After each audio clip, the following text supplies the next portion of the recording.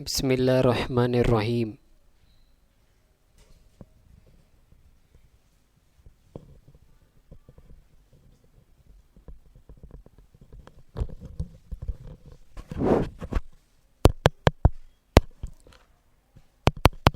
السلام علیکم ورحمۃ اللہ وبرکاتہ۔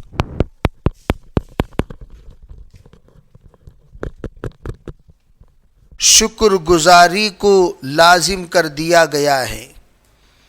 اگر وہ بدلے کو برقرار رکھنا چاہتے ہیں، اس انعام کو برقرار رکھنا چاہتے ہیں، اس انعام کو اللہ جل جلالہ امن والہ کی اس نعمت کو ہمیشہ ہمیشہ کے لیے قائم اور دائم رکھنا چاہتے ہیں، تو اس کے لیے شکر گزاری دوسرا عمل ہوگا۔ لئن شکرتم لازیدنکم، اور شکر گزاری کی شکل وہ نماز کی شکل ہے۔ نماز کا اہتمام یہ ایک شکر گزاری کی شکل ہے۔ قربانی کا اہتمام ایک ہے وقت کی قربانی، ایک ہے مال کی قربانی، ایک ہے صلاحیتوں کی قربانی، ایک ہے اپنے زندگی میں کیے جانے والے تمام اعمال میں للہ فی اللہ، اللہ کے لیے کرتے ہوئے قربانی دینا۔ یہ تمام قربانیاں یہ سب کے سب اللہ کی شکر گزاری ہیں۔ آپ جو کچھ للہ فی اللہ قربانی دیتے ہیں وہ سب کے سب اللہ کے یہاں منظور ہے، اللہ کا نذرانہ ہے، اور وہ نذرانہ اللہ تعالیٰ ضرور قبول کرے گا۔ اور عجیب بات علماء فرماتے ہیں، اگر اللہ کی دی ہوئی نعمتوں کا اگر ہم صحیح استعمال کر لیے اور ان نعمتوں پر شکر گزاری کا اہتمام کر لیے تو نتیجہ کیا ہوگا؟ ہمیشہ ہمیشہ کے لیے وہ نعمت اللہ کی برقرار رہ جائے گی، نسل ہاں نسل تک، اور جو نافرمان ہوں گے وہ دیکھتے رہ جائیں گے، اللہ تعالیٰ ان کو ترقی دیتا چلا جائے گا۔ اسی لیے بعض علماء فرماتے ہیں کہ دشمنوں کو زیر کرنے کے لیے چاہیے کہ باقاعدہ سورہ کوثر کی تلاوت بعد نماز عصر 11 مرتبہ کر لیا کرے۔ جو بھی بندہ سورہ کوثر کا 11 مرتبہ ورد رکھے گا، اللہ تعالیٰ دشمنوں کو زیر کرے گا اور اللہ اس کو پناہ دے گا۔ اگر کوئی عصر کے بعد نہیں، ہر نماز کے بعد 3 مرتبہ کا اہتمام کر لیا، تب بھی کوئی فائدے سے خالی نہیں ہے۔ مسند احمد میں جناب محمد رسول اللہ صلی اللہ علیہ وسلم پر اچانک ایک مرتبہ غنودگی سی طاری ہو گئی۔ دفعتاً سر اٹھایا تو آپ مسکرانے لگے، سر اٹھا کر آپ مسکرانے لگے تو خود آپ علیہ الصلاۃ والسلام نے فرمایا لوگوں کے اس سوال پر کہ حضور کیسا مسکرانا ہوا، آپ نے فرمایا مجھ پر اس وقت ایک سورت اتری، پھر آپ نے بسم اللہ الرحمن الرحیم پڑھ کر اس پوری سورت کی تلاوت فرمائی۔ فرمایا جانتے ہو کوثر کیا ہے؟ لوگوں نے کہا خدا اور اس کا رسول ہی زیادہ جانتے ہیں۔ فرمایا وہ ایک جنتی نہر ہے جس پر بہت بھلائی ہے، جو میرے رب نے مجھے عطا فرمائی، جس پر میری امت قیامت والے دن آئے گی اور اس کے برتن آسمان کے ستاروں کی گنتی کے برابر ہوں گے۔ بعض لوگ اس سے ہٹائے جائیں گے تو میں کہوں گا کیوں؟ یہ تو اے میرے رب یہ بھی میری امتی ہیں، ان کو کیوں ہٹایا جا رہا ہے؟ تو کہا جائے گا آپ کو نہیں معلوم کہ ان لوگوں نے آپ کے بعد کیا کیا، بدعتیں نکالی تھیں اور بہت سارے خرافات، بہت سارے رسومات، بہت سارے منشاہی، اپنے اپنے اعتبار سے جو کچھ ان کے من میں آیا کرتا تھا، اسلام میں انہوں نے وہ تمام چیزوں کو گڑھ کر اسے اسلامی شکل دے دی تھی۔ تو میں کہوں گا سحقاً سحقاً لمن غیر بعدی، اے میرے رب اے میرے رب، حدیث پاک میں وارد ہے، میں کہوں گا دور ہو جاؤ، دور ہو جاؤ، دور ہو جاؤ، جنہوں نے میرے بعد میرے دین کو بدل دیا وہ میرے سامنے کھڑے ہونے کے لائق نہیں ہیں، دور ہو جاؤ۔ سحقاً، اس میں آپ علیہ الصلاۃ والسلام نے بڑی ناراضگی کا اظہار فرمائیں گے۔ نسائی شریف میں ایک روایت ہے، یہ واقعہ مسجد میں گزرا، اسی سے اکثر قاریوں کا استدلال ہے کہ یہ سورت مدنی ہے۔ اکثر فقہا نے اس حدیث سے استدلال کیا، بسم اللہ الرحمن الرحیم ہر سورت کے ساتھ ہی نازل ہوئی تھی اور ہر سورت کی ایک مستقل آیت تھی، یعنی جس طرح حضرت جبرائیل علیہ السلام تشریف لاتے تھے اور آتے ہی جس وقت کوئی سورت سنانے کا وقت آتا تو بسم اللہ الرحمن الرحیم انا اعطیناک الکوثر فصل لربک وانحر ان شانئک هو الابتر، اس طرح باقاعدہ بسم اللہ پڑھ کر وہ سورتیں سنایا کرتے تھے۔ اسی کو مد نظر رکھتے ہوئے علماء فرماتے ہیں مسجد میں آپ نے بسم اللہ پڑھ کر یہ سورت سنائی تھی، اس سے پتہ چلا یہ سورت مدنی سورت ہے، حالانکہ حقیقت میں دیکھا جائے یہ مکی سورت ہے، جیسے کہ آپ حضرات کو گزشتہ میں نے بتایا تھا کہ یہ مکی سورت ہے۔ مکۃ المکرمہ میں جب لوگ بہت ہی زیادہ پریشان کیے، آپ علیہ السلام نے تسلی پانے کے لیے، آپ کو تسلی دینے کے لیے اللہ نے یہ صورت نازل فرمائی تھی۔ مسند احمد کی روایت ہے کہ حضور اقدس صلی اللہ علیہ وسلم اس آیت کی تلاوت کر کے فرمایا مجھے کوثر عنایت کی گئی جو ایک جاری نہر ہے، لیکن فرمایا کہ یہ جاری نہر میں جو بندہ ایک مرتبہ اس سے پانی پی لے گا کبھی وہ پیاسا نہیں ہوگا۔ آپ نے فرمایا یہ نہر کے دونوں جانب موتی کے خیمے ہیں اور اس کی مٹی خالص مشک اور اس کے کنکر بھی سچے موتی ہیں، بالکل پیور موتی۔ ایک روایت میں ہے معراج والی رات آپ علیہ السلام نے آسمان پر جنت میں ایک نہر دیکھا۔ حضرت جبریل علیہ السلام سے پوچھا یہ کون سا نہر، یہ کون سی نہر ہے؟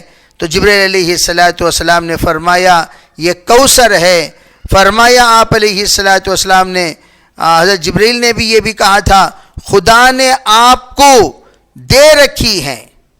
اور اس قسم کی بہت ساری حدیث سورۃ الاسراء میں کچھ آیتیں جو ہیں اس کی تشریح میں بھی موجود ہیں اور کتب احادیث میں بھی پائی جاتی ہیں۔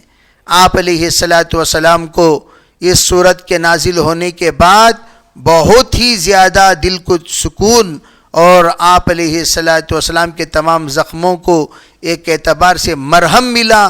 آپ جو ان لوگوں کی زبانی اعتبار سے کہے جانے والے ایک ایک باتوں کی ضرب سے آپ جو زخمی ہو چکے تھے دل کے اعتبار سے، آپ کو اللہ نے اس کے ذریعے سے ایک تسلی اور ایک سکون عطا فرمایا۔ ایک اور حدیث میں ہے کہ اس کا پانی دودھ سے بھی زیادہ سفید، شہد سے بھی زیادہ میٹھا اور اس کے کنارے دراز گردن پرندے ایک ایسے پرندے بیٹھے ہوئے ہیں، دراز گردن کے پرندے بیٹھے ہوئے ہیں۔ حضرت صدیق اکبر رضی اللہ تعالی عنہ جب یہ بات اللہ کے رسول علیہ السلام سے سنے تو فرمایا وہ پرند تو بہت ہی خوبصورت ہوں گے۔ آپ علیہ السلام نے فرمایا کہ کھانے میں بھی وہ بہت ہی لذیذ ہیں، یعنی وہ پرند اگر ذبح کر کے کھایا جائے تو وہ بڑے لذیذ ہیں۔ یہ ابن جریر رحمۃ اللہ علیہ نے روایت نقل فرمائی۔ ایک اور حدیث میں حضرت انس رضی اللہ تعالی عنہ کہتے ہیں ایک شخص نے حضور اکرم صلی اللہ علیہ وسلم سے سوال کیا کوثر کیا ہے؟ اس پر آپ علیہ السلام نے تفصیلی حدیث بیان فرماتے ہوئے بیان کی تو حضرت عمر رضی اللہ تعالی عنہ نے ان پرندوں کی نسبت فرمایا کہ یہ پرند کیا ہیں، تو اس وقت میں آپ نے فرمایا یہ پرند کھانے میں بھی بڑے لذیذ ہیں۔ حضرت عائشہ رضی اللہ تعالی عنہا فرماتی ہیں کہ یہ نہر بیچو بیچ جنت میں موجود ہے۔ یہ ایک منقطع سند سے حضرت عائشہ رضی اللہ تعالی عنہ کی روایت مروی ہے، کوثر کے پانی کے گرنے کی آواز جو سننا چاہیے وہ اپنے دونوں کانوں میں اپنی دونوں انگلیاں ڈال لیں۔ فرمایا اولاً تو اس کی سند ٹھیک نہیں ہے، دوسری اس کے معنی یہ ہیں کہ اس جیسی آواز آتی ہے، نہ کہ خاص اسی کی آواز۔ اصل میں کیا ہے، حضرت عائشہ نے ایک اعتبار سے سمجھانے کو کہا، دونوں کانوں میں آپ انگلی ڈالو، انگلی ڈالنے سے ایک عجیب سی گنگناہٹ آپ کے کانوں میں ایک لہر چلے جیسا آواز آئے گی، تو وہ جو آواز ہے وہ وہی آواز، ملتی جلتی آواز آب کوثر کی ہے جو نہر کے درمیان سے جاری ہے۔ حضرت عائشہ کا یہ کہنا اصل میں یہ ہے، اس طرح کی ملتی جلتی آواز آئے گی، وہی آواز نہیں ہے۔ خیر سند کے اعتبار سے تو یہ بہت کمزور ہے، لیکن سمجھانے کے لیے حضرت عائشہ نے یہ فرمایا۔ بخاری شریف میں حضرت عبداللہ ابن عباس رضی اللہ تعالی عنہ سے مروی ہے، کوثر سے مراد وہ بھلائی اور خیر ہے جو اللہ تعالیٰ نے آپ کو عطا فرمائی۔ یہاں انا آتینا کل کوثر، یعنی کوثر سے مراد یہ آب کوثر کوئی نہر وہر نہیں ہے، یہ صرف عبداللہ ابن عباس کے رائے ہیں۔ ان کا کہنا ہے مکۃ المکرمہ میں جو رشتہ دار آپ کے تائید میں آئے یہ بھی کوثر میں شامل ہیں، اور حضرت کی تعریف میں جو لوگ تھے وہ بھی کوثر میں شامل ہیں، اور حضرت کی جو کچھ بھی مدد فرمائے وہ بھی کوثر میں شامل ہیں، جن لوگوں نے مسلمانوں کو پناہ دیا وہ بھی کوثر میں شامل ہے، اور جو لوگ مسلمانوں کے لیے ساتھ دینے کا ارادہ فرمائے وہ بھی کوثر میں شامل ہیں۔ گویا انا آتینا کل کوثر، جس طرح کوثر تمام پیاسوں کو بجھانے کی پیاسوں کو بجھا کر اور ان کو سیراب کرنے کا کام کرتا ہے، اسی طریقے سے آپ کے جو طلب ہے اس طلب کو اللہ تعالیٰ ان تمام ساتھیوں کے ذریعے سے پورا کرے گا۔ اس لیے حضرت ابن عباس فرماتے ہیں اس سے مراد کوثر ہے۔ ابو البشر کہتے ہیں میں نے سعید ابن جبیر رضی اللہ تعالی عنہ سے یہ سن کر کہا، لوگ تو کہتے ہیں یہ جنت کی ایک نہر ہے، اور حضرت ابو سعید نے فرمایا وہ بھی ان بھلائی اور خیر ہی میں سے ہے۔ یعنی خیر سے مراد اللہ کی نعمتیں، اللہ کی عنایتیں، اللہ کے طرف سے جو کچھ نوازشیں ہوتی ہیں ان سب کو خیر کہا جاتا ہے۔ کوثر بھی انہی خیر میں سے ایک خیر ہے۔ خیر حضرت عبداللہ ابن عباس سے ایک اور روایت مروی ہے، بہت سی خیر ہے، یہ تفسیر شامل ہے حوض کوثر وغیرہ سب کو، یعنی کیا مطلب، بہت سی خیر کو کوثر کہا جاتا ہے۔ وہ آب کوثر بھی شامل ہے، حضور کی شفاعت بھی شامل ہے، حضور صلی اللہ علیہ وسلم کی معیت بھی شامل ہے، جنت میں داخلہ بھی شامل ہے، اور پروانہ بھی شامل ہے، یہ سب شامل ہیں اس کوثر والے لفظ میں۔ حضرت مجاہد رحمۃ اللہ علیہ فرماتے ہیں دنیا اور آخرت کی بہت بھلائیاں مراد ہیں۔ اس سے مراد کیا، دنیا میں بھی جو کچھ اللہ تعالیٰ بھلائیاں دیں گے وہ بھی کوثر ہے، اور جو آخرت میں بھلائیاں دیں گے وہ بھی کوثر ہیں۔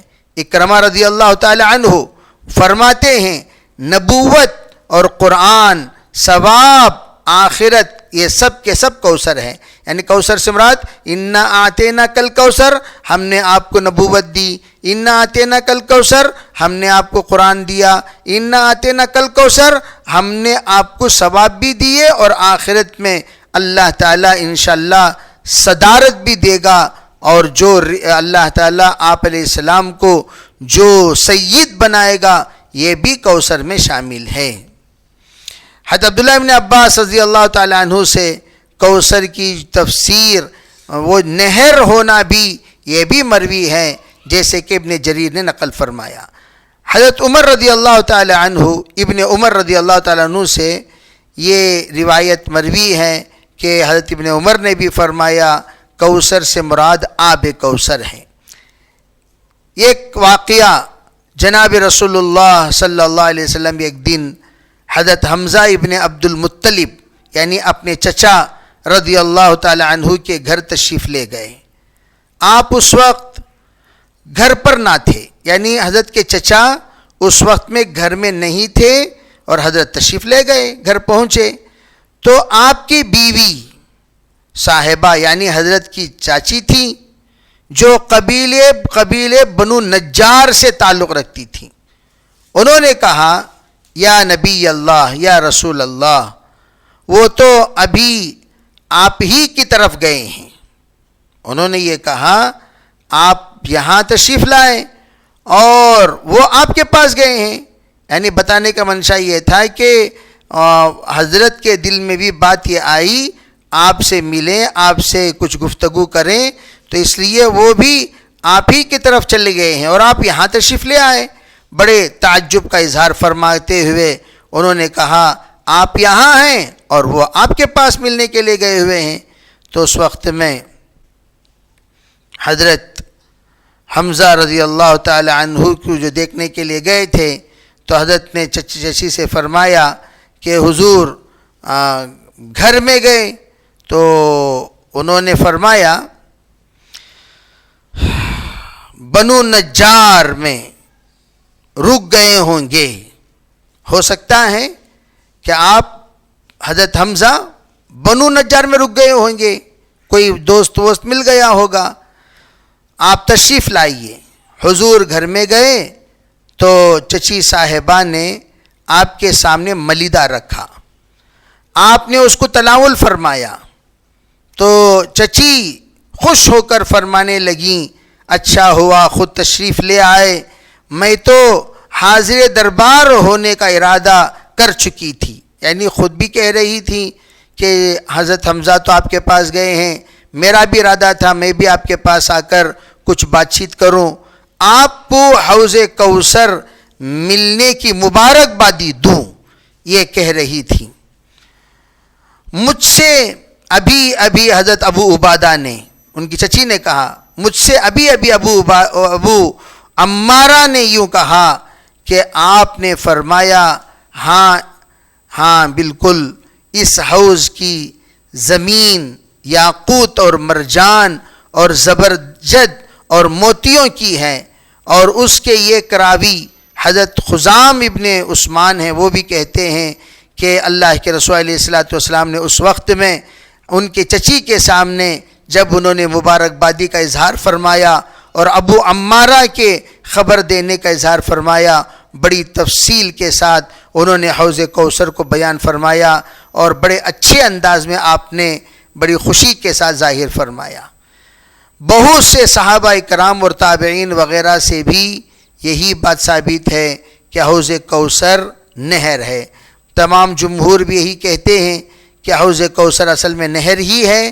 یہ جو کچھ روایتوں میں باتیں آئیں وہ اپنی جگہ پر صحیح ہے، لیکن حوض کوثر نہر ہے، اور انشاءاللہ جس وقت پل صراط سے پار ہونے کے بعد ہم سب پہنچیں گے تو سب سے پہلے جناب رسول اللہ صلی اللہ علیہ وسلم کے ہاتھوں سے آب کوثر پئیں گے۔